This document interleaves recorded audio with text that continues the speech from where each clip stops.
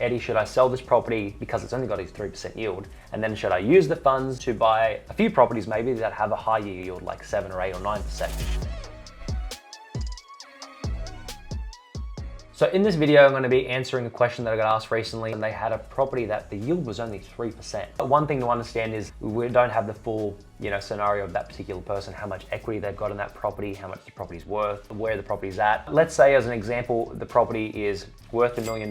They have a loan on it of $300,000 hypothetically, so they've got $700,000 in equity, which is cool. But the yield only yields 3%. So it's $1 million property and then it's only renting for $600 a week, as an example, which would, off the top of my head, be around 3% yield. Let's assume it's in Sydney or Melbourne, because that's where, a low yield property would be, about that kind of price point. I would only sell the property personally if you need to sell the property to move forward and buy more property. What I mean by that is the person that's asking this question, they might, depending on their scenario, have they asked a mortgage broker, can I keep the property and buy more property still? What is my borrowing capacity? So that's where I don't know the full circumstances of that person, like how much income they're on, if they're just a single person, if they're joint, if they've got 2 incomes in the family, if they've got 1 kid, 3 kids, 7 kids or whatever it is. Like, that makes a massive impact on that scenario. So first and foremost, if they're able to keep the property, extract the equity first. So let's say they've got $700,000 worth of equity.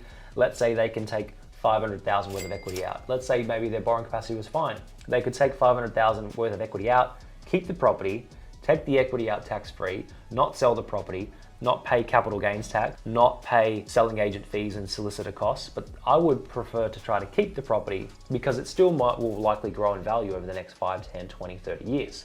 So if you can keep the property, get the equity out, then use that $500,000 for 5 or 6 or 7 property deposits and scale the portfolio up, I would do that. On the other hand, if let's say they've spoken to a mortgage broker and the broker said, sorry, you can't get equity out of this property because your income or whatever it is, then I would make the decision, yes, then to sell the property if there's no other choice to. Because if the property is holding you back from trying to move forward, then it's a time to sell it essentially. So only if it's holding you back from buying more property, then I would consider selling it. If that's the case, then yes, I would sell it. I would cash out, I'd obviously pay a little bit of capital gains, stamp duty, solicitor costs, get the, maybe I'm left with $600,000 out of the $700,000 of equity that I've had, and then I'd use the $6,000 to start fresh and buy, multiple properties that have good yields, that are in good growth markets, that, tick those 3 golden boxes. Hope that video helps. Thanks for watching. Comment below if you have a question. We'll answer that as well. Hit subscribe. You'll see more awesome videos.